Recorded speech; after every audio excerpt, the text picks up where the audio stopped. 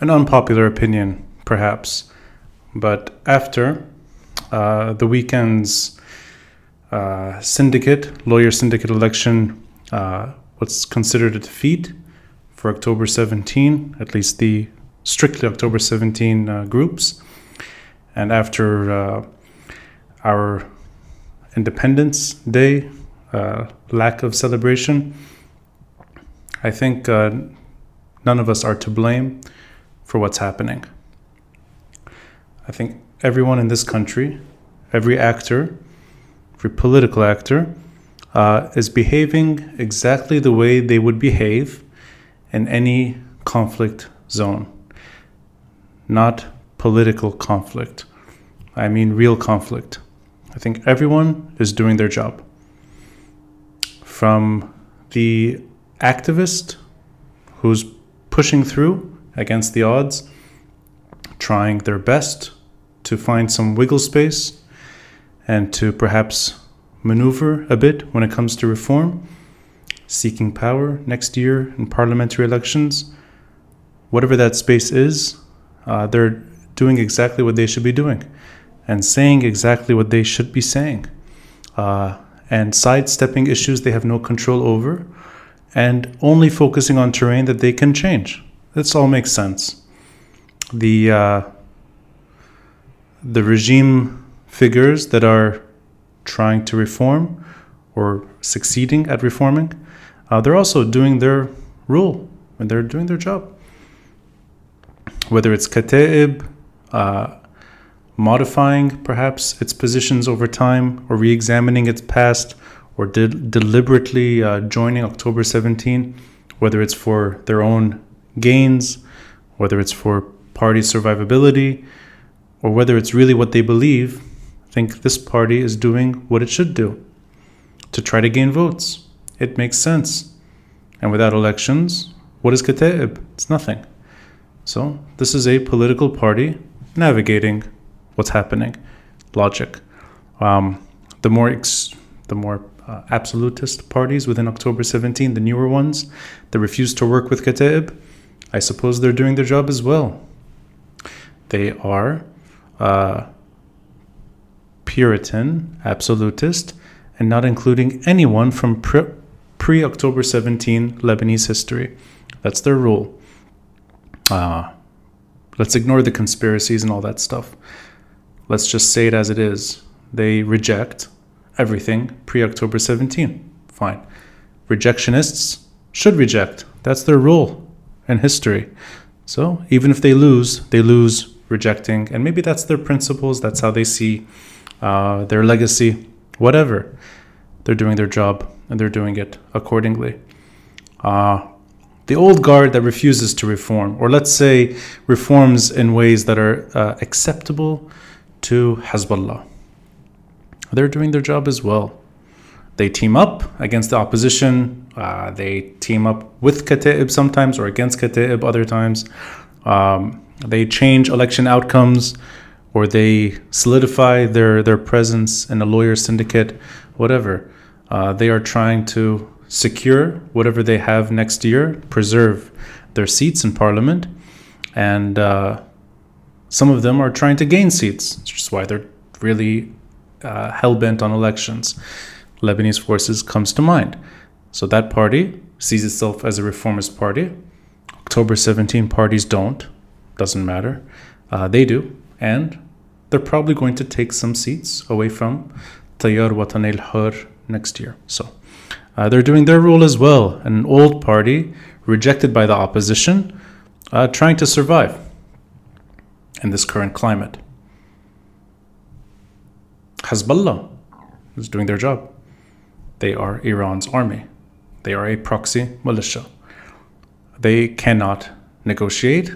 They cannot let dialogue turn into anything that's problem solving. They cannot secede. That's not the right word. They cannot surrender any turf to their opponents, political or otherwise, and they won't. They can't let Tariq do his job. They can't let evidence go directly at them, especially a local investigation. And they can't tolerate any individual or group that challenges their security domain. They eliminate their foes. They eliminate the foes that cross their red line, which is their security. They're doing their job, as any proxy militia would. They're no different. So they're doing their job. They cannot be reformed. It's a proxy militia that pretends to be a political party on the outside, but it's not. It is an army. So why would an army dabble in silly Lebanese politics that curtails its status? And why would they cede, that's the word, cede, any turf? They're doing their job. It's a terrible job, and it's a disgusting job that they inherited from the Syrians when they left, and they destroyed the lives of very decent Lebanese patriots. They kill them. They injure their loved ones and families. You're looking at one of them. And well, they do their job, and that's what they're supposed to do. And then you have regional players that are also doing their job. I mean, these are not, for the most part, they're rogue regimes that have their own survivability problems. So if it's Bashar al-Assad trying to position himself as softer on Hezbollah, or maybe opposing Iran at times, or even opposing Hezbollah like they used to do it in different ways when they ran Lebanon, or trying to warm up to the Emirates and sort of position themselves, let's say, as the middlemen for whatever. The problem creators that become problem solvers, which is what they're fantastic at. And they're looking at doing something similar again, whether it's in Syria or in Lebanon, with perhaps limited terrain, but they will do it again, because that is how the Assad regime survives. So they're looking at fulfilling an old role that they've done for decades. Whether it's through the intelligence, or whether it's through their allies, or whatever, whether it's through their own henchmen. That's the Assad regime, and that's how it was built, and that's how it will stay. So their flirtation with access to Lebanon, or their flirtation with the Emirates, or any regime in the region that is warming up to that regime. And on the other side, countries that talk to them openly now, that used to oppose Bashar directly, they're doing exactly what they should do. I mean, at the end of the day, none of these countries, none of these regimes have any sympathy for aspirations, especially when those aspirations end what is a security order that's in a way fulfilling the work of these largely despots and rogue regimes that perhaps depend too much on conflict for their own survivability. And even those that are turning the page and looking for regional peace, let's give them the benefit of the doubt. Let's say the Emirates is really trying to turn the page, and they're trying to bring in other regimes as well when it comes to the Arab-Israeli conflict, or even the Saudi-Iranian rift, which is really a Gulf issue that has spilled over and hit Lebanon hardest. Even if they're trying to invoke their version of conflict resolution, aspirations of protesters is not on their agenda. They don't care. I don't think they even are aware of any of these local affairs, especially when none of them even matter to them. So they're doing what they should do. On the top, you have the international community, whatever, the larger players, the Americans and Russians and whatever, how they look at the region.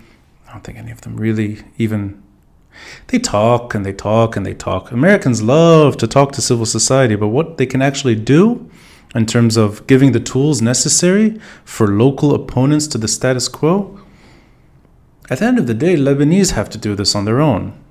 And the endless conversation of power sharing and sectarianism and a civil state and whatever, it's not something international players concern themselves with. That's a Lebanese issue. So the Lebanese have to take up that cause on their own. And they try for decades and decades and decades, and it doesn't change. The Americans are not going to get involved in this. They may alleviate some of the electricity crisis through a very elaborate deal that includes Egypt, Jordan, Syria, to get some energy over to this country. But that's what they can do. with the World Bank, and sort of it's alleviates some suffering. But when it comes to their own security concerns in the region, I mean, Lebanon is really not on the agenda. If anything, it tends to be a negotiation sort of gift. Get the Syrians to fight their war in Iraq, give them Lebanon.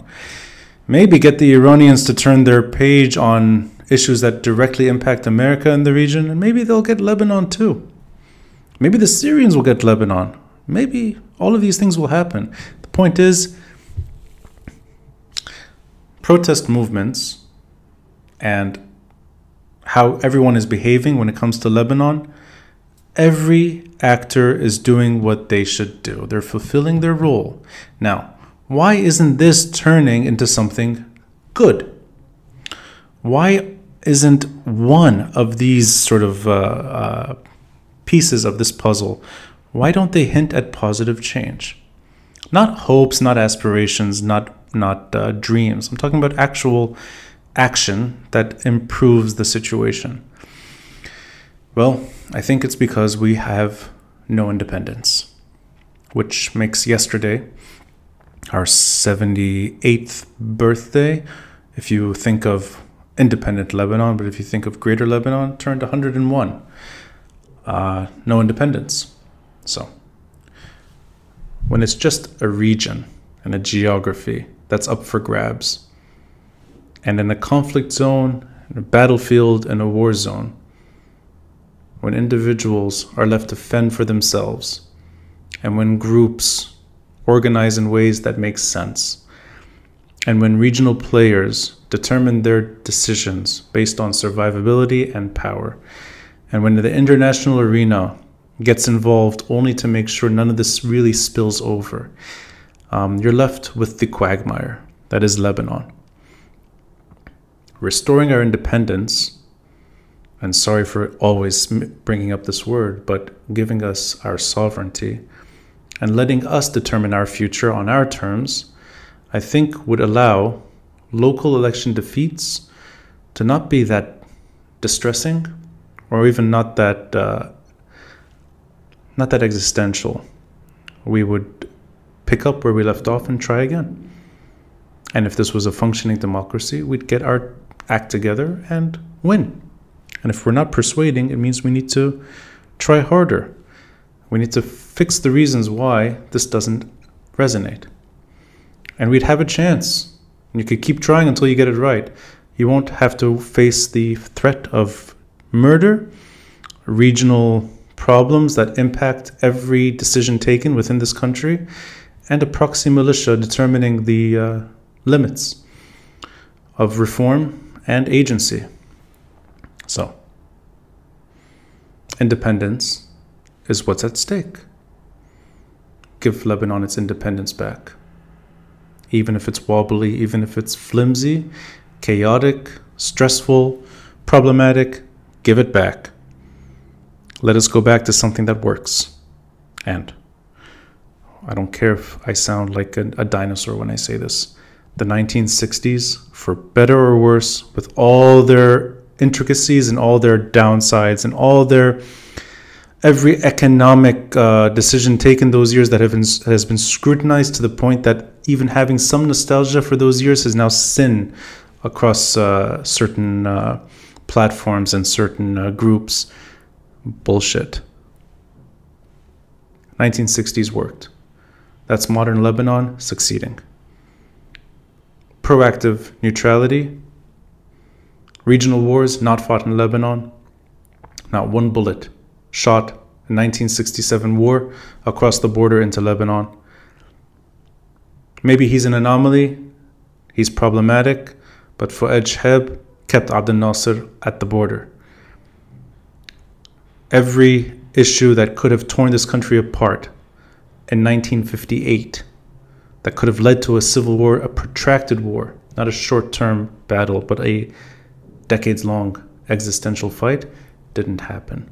That civil war in 1958 ended for all the reasons you can get into, all the geopolitical reasons as well. But the point is, Lebanon was a country that was governable, and it was independent, and it was sovereign. You need to bring that back for this country to work. Otherwise, everybody will continue behaving exactly as they should. And for all the people that blame Lebanese for being Lebanese, and for everyone that insists that this is a Lebanese problem, I think that whole story should be thrown away. That whole perspective adds up to nothing. We are a geography without sovereignty, and any human being and any group and any actor in this kind of terrain would behave exactly the same way we're behaving right now. Thank you.